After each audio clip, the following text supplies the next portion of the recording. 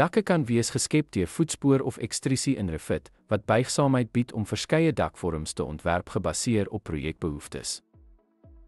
Gebruik die dak volgens voetspoorinstrument om die dakomtrek direk op die boonste verdieping vlak te teken. Kies die dak deur ekstrusie-instrument as 'n skuins of geboë dakprofiel benodig word.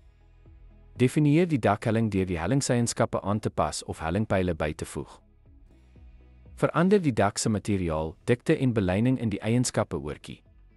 Maak seker dat die dakrande met die mure in lyn is vir behoorlike oorhang en weerbeskerming. Voltooi die ontwerp deur op voltooi wysigmodus te klik.